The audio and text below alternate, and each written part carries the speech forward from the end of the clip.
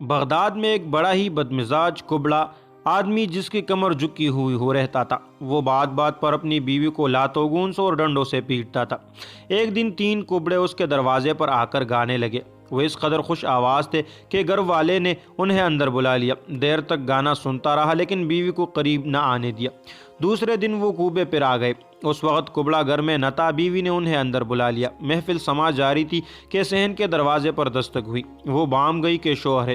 اس نے جلدی سے کبڑوں کو الگ الگ صندوقوں میں چھپا دیا۔ جب 3-4 گھنٹے کے بعد اس کا شوہر باہر گیا تو اس نے صندوق کھولے، دیکھا کہ تینوں مر چکے تھے۔ وہ بہت گھبرائے اور محلے کے ایک مزدور کو بلا کر کہا کہ میرے گھر میں ایک کبڑا رشتہ دار اتفاقاً فوت ہو گیا ہے۔ اگر تم رات کے وقت اسے دجلہ میں پھینک آؤ تو 10 دینار دوں گی۔ اور وہ مان گیا۔ اتفاقاً اس رات اس کا شوہر قریب کے ایک گاؤں میں ایک شادی پر گیا ہوا تھا۔ وہ مزدور آیا، لاش کو دجلہ میں پھینک کر اجرت لینے آیا تو عورت نے دوسرا صندوق کھول کر کہا، یہ دیکھو مردود تم سے پہلے بھاگ آیا ہے۔ مزدور نے اسے بوری میں بند کیا اور پل پر کھڑے ہو کر تیز دھارے میں پھینک دیا۔ واپس آیا تو عورت نے تیسرا صندوق کھول کر کہا، وہ پھر بھاگ آیا ہے۔ مزدور کو غصہ آ گیا۔ اس نے اسے پہلے بوری میں ڈالا اور دریا کے گہرے کنارے پر پہنچ کر لاش کے دونوں پاؤں کے ساتھ ایک ایک وزنی پتھر باندھا اور پھر دریا میں پھینک دیا۔